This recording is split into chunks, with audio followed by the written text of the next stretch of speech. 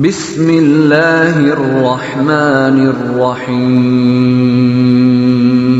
اعوذ باللہ من الشیطان الرجیم بسم اللہ الرحمن الرحیم نحمدہ ونصلی علی رسولہ الکریم رب اشرح لی صدری ویسر لی امری واحلل عقدۃ من لسانی یفقهوا قولی اما بعد فقد قال اللہ تبارک وتعالی فی قرآنہ المجید وفرقانہ الحمید وهو اصدق الصادقین بسم اللہ الرحمن الرحیم لن تنالوا البر حتى تنفقوا مما تحبون وما تنفقوا من شیء فإن اللہ به علیم۔ عزیزان گرامی، ہم کیونکہ در اہل بیت اور دامن اہل بیت علیہ السلام سے متمسک ہیں، تو اہل بیت علیہ السلام کی جو ایک خاصیت ہے وہ دینے والی اور عطا کرنے والی ہے، اور کیونکہ ہم ان کے چاہنے والے ہیں، ان کے پیروکار ہیں، تو یہ ہمارے لیے بھی امپورٹنٹ ہے کہ ہم کس طرح دیں، کیا دیں، کب دیں۔ یہ بہت امپورٹنٹ باتیں ہیں کہ انفاق کہتے کسے ہیں، کس طرح کرنا چاہیے۔ عزیزان گرامی، کیونکہ زمانہ بہت پرآشوب ہے اور ایک فتنہ ہے جس میں ہر بندہ، دیکھیں اب جا کے دیکھیں تو سائیکائٹرسٹ کی دکان جو ہے وہ کلینکس آباد ہیں۔ کیوں آباد ہے؟ کیونکہ ہم نے دینا دلانا بند کر دیا۔ تو یہاں پر اللہ تبارک و تعالیٰ قرآن کی اس آیت مبارکہ میں فرماتا ہے کہ تم نیکی تک، تم بھلائی تک تب تک نہیں پہنچ سکتے جب تک تم اس چیز کو اللہ کی راہ میں انفاق نہ کر دو، دے نہ دو جس سے تمہیں محبت ہے۔ یعنی ہمیں اللہ کی راہ میں کیا دینا چاہیے؟ وہ چیز ہمیں دینی چاہیے جس سے ہمیں محبت ہو، یعنی ہر وہ چیز جس سے ہمیں محبت ہو، اسے اللہ کی راہ میں دے دینا چاہیے۔ اب اس کا یہ نہیں مطلب ہے کہ جس طرح قرآن نے ہمیں بتا دیا کہ نہ اتنا دینے والے بنو کہ تم خود ہی چوراہے پہ آ جاؤ، نہ اتنے کنجوس بنو کہ لوگ تمہارے اطراف سے پراگندہ ہو جائے، لیکن ایک میانہ روی کے ساتھ دینا ہے۔ لیکن دینا کیا ہے؟ وہ چیز جو ہمیں پسند ہو، دل میں تھوڑا سا ہو، تاکہ ہم قیامت کے دن اللہ تبارک و تعالیٰ کے نزدیک سرخرو ہوں۔ عزیزان گرامی، کیونکہ یہ ماہ رجب المرجب ہے، یہ وہ ماہ ہے جس میں اللہ نے پیکیجز رکھے ہوئے ہمارے ڈیفرنٹ، یعنی اللہ فرماتا ہے کہ تم اس میں استغفار کرو، میں تمہارے سارے گناہ معاف کر دوں گا۔ تو اس مہینے کے جو بہترین عمل ہے ان میں سے ایک عمل یہ ہے کہ آپ صدقہ و خیرات کریں، اللہ کی راہ میں انفاق کریں، اپنے دوستوں کو، اپنے رشتہ داروں کو کھلایا کریں۔ لیکن انفاق کے بھی جو ہے وہ سٹیپس ہیں۔ سٹیپ میں کیا ہے؟ سب سے پہلے ہم نے کن کو دینا ہے؟ اپنے اہل عیال، یعنی گھر والے، پیرنٹس۔ انفاق کے سب سے زیادہ حقدار کون ہیں؟ پیرنٹس ہیں۔ اس کے بعد ہمارے بہن بھائی جو خونی رشتے ہیں وہ ہیں۔ اس کے بعد ہمارے جو ماما چاچا تایا یہ ہیں۔ اس کے بعد ہمارے پڑوس، اور اس کے بعد پھر اطراف والے ہمارے اس میں شامل ہوتے ہیں۔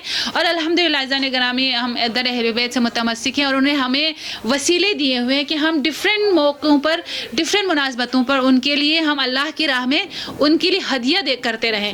جیسے مثلا مجالس ہیں، ان کے ایام ولادت ہے، شہادت ہے، اور اس کے علاوہ جو ماہ رجب میں ہم لوگ ایک برصغیر میں ایک ایونٹ ہے جسے کونڈوں کا نام دیا جاتا ہے۔ اس کی شرعی حیثیت میں نہیں پڑتی کہ اس کی اوریجنیشن کب سے ہے، کیا ہے، لیکن بات یہ ہے جو مجھے بہت اچھی لگی، جو ہم سب کو بہت اچھی لگی، وہ یہ ہے کہ ہم اس میں انفاق کرتے ہیں، اس میں اطعام کرتے ہیں، ہم مومنین کو بلاتے ہیں۔ لیکن ہاں، سب سے بڑھ کر اس میں جو چیزیں امپورٹنٹ ہیں، نمبر 1 خلوص نیت، یعنی نیت پہ ڈیپینڈ کرتا ہے کہ نیت میری نمود و نمائش نہ ہو کہ میں دوسروں کو دکھانے کے لیے۔ دوسری بات یہ ہے کہ ہم اپنے اقربا اور عزیزوں کو دعوت دیں، بلائیں ان کو۔ بلانے کے بعد اس کے اوپر ہم ریسٹرکشنز لگاتے ہیں کہ آپ یہ جو گھر سے باہر نہیں لے کے جا سکتے، ایسی کوئی ریسٹرکشن نہ لگائے، کیونکہ ہم یہ اہل بیت علیہ السلام کے نام سے دے رہے ہیں، نام پر دے رہے ہیں، ان کو ہدیہ کر رہے ہیں۔ تو انہوں نے کبھی کسی کو یہ نہیں کہا کہ آپ اس چیز کو گھر سے باہر نہیں لے کے جا سکتے، نہیں عزیزان، ہم ان کے نام پہ دے رہے ہیں۔ تو دیکھیں جناب سیدہ سلام اللہ علیہا نے جب 3 دن فقیر، مسکین اور اسیر آتا رہا، ایک سوال تک نہیں پوچھا کہ آپ کون ہو، کہاں سے آئے، انہوں نے کیا کر دیا؟ انہوں نے اپنا کھانا اٹھا کے دے دیا۔ تو باقی سب نے، کنیز جو ایک خادمہ ہے جناب فضہ سلام اللہ علیہا ہیں، وہ تک اپنا کھانا اٹھا کر دیتی ہیں۔ جناب سیدہ ان کو نہیں روکتی کہ بیٹا میں نے اپنا دے دیا ہے، اپنے بچوں کو نہیں روکتی کہ بیٹا میں نے دیا ہے تو آپ نہ دیں کیونکہ کافی ہو گیا، نہیں۔ ایک کار خیر کو اگر ماں انجام دے رہی ہے تو ماں اس چیز کو اپنے بچوں میں کنورٹ کر رہی ہیں، ان میں یہ عمل ڈال رہی ہیں کہ بیٹا میں اگر ایک کار خیر کر سکتی ہوں تو آپ بھی کر سکتے ہو۔ اس میں بی بی یہ نہیں کہتی کہ بیٹا آپ کا روزہ تھا، آپ نہیں کر سکتے، آپ نہ دیں، نہیں، 3 دن یہ لوگ بھوکے پیٹ روزہ رکھتے رہے. یہاں پر دیکھیں ماں کا کردار. میرا اور آپ اگر ہم کونڈوں کی نیت سے اگر اہل بیت علیہم السلام کے لیے ہدیہ اور نظر کر رہے ہیں تو عزیزان یہ ریسٹرکشنز کیوں یہ ریسٹرکشنز؟ اپنے نفس کی تسکین کے لیے یا یہ خود ساختہ ریسٹرکشنز کہ آپ اس چیز کو گھر سے باہر نہ لے جائیں؟ نہیں عزیزان گرامی، جو آئیں کھائیں، جو نہیں آ سکے ان تک ہدیتاً پہنچانا مستحب ہے. آپ دیکھیں کوئی نہ آئے، کوئی بیمار ہو، آپ ان کو کہیں کہ یہ مولا کا نیاز میری طرف سے آپ کے لیے ہے، تو آپ خود سوچیں وہ بستر پر بیٹھا ہوا شخص اس کے ہاتھ دعا کے لیے بلند ہوں گے اور کہے گا کہ اللہ اس خاتون کے، اس میری رشتہ دار کے، یا اس مومنہ کے، یا اس مومن بھائی کے جس نے میری حاجت روائی کی ہے، تو اللہ اس کی بھی حاجت روائی فرما. کیونکہ وہ بندہ خود ایک قسمہ پرسی کی حالت میں ہوتے ہیں، مریض حالت میں، یا کسی بھی وجہ سے وہ نہ جا سکا ہو، تو ہم نے ایک نیاز، ایک ہدیہ اہل بیت اس تک پہنچایا. تو مومن دیکھیں یہاں پر 2-3 ثواب ہمیں ملیں گے.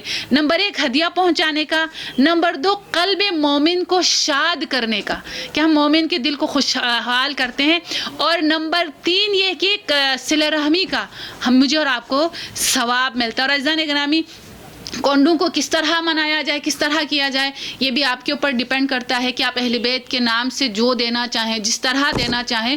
انہوں نے کبھی ہمیں نہیں روکا، لیکن بات یہ یاد رکھیے گا کبھی ان پر منت نہ ڈالیے گا.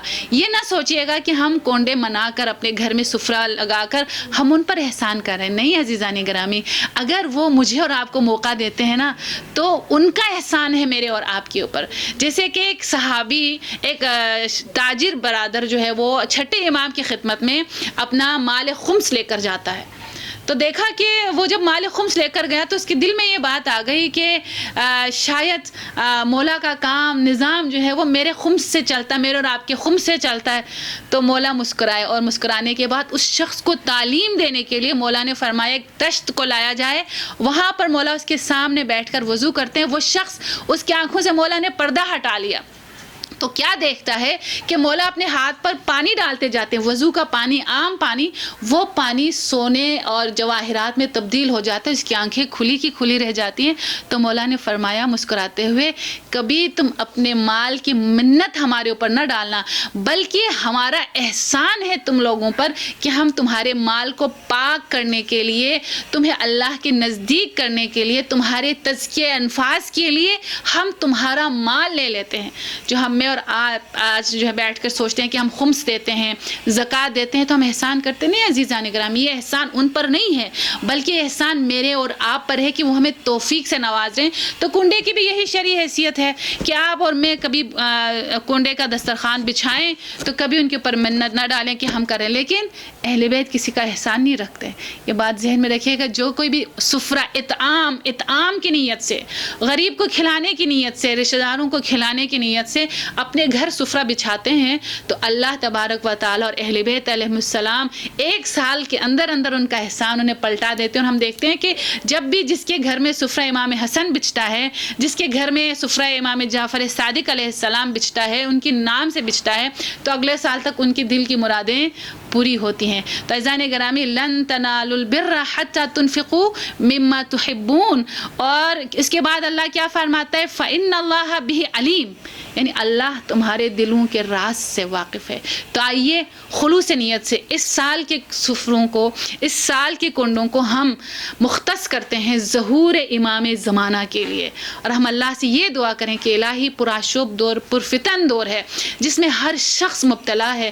تو ہم اس کنڈوں کو اس مہینے میں یا جب بھی ہمارے گھر جو بھی محفل ہو، جشن ہو، مجلس ہو، دسترخوان امام حسن بچھے، کچھ بھی ہو، لیکن ہم یہ نیت کر لیں کہ الہی یہ سفرہ مولا کے ظہور کے لیے، اور وہاں پر ایک پرچی آپ لکھ کے لگا دیں جس پہ لکھیں کہ مولا کے ظہور کے لیے یہ سفرہ بچھایا گیا ہے، جو بھی آئے کھاتا جائے اور مولا کے ظہور کے لیے دعا کرتا جائے. کیا اب بھی وقت نہیں آیا کہ ہم مولا کے ظہور کے لیے دعا کر سکیں؟ اللہم عجل لولیک الفرج وجعلنا من اعوانہ وانصارہ، وآخر دعوانا الحمد للہ رب العالمین، وصلی اللہ علی سیدنا محمد وآلہ الطیبین الطاہرین. اللہم صلی علی محمد وآل محمد وعجل فرج.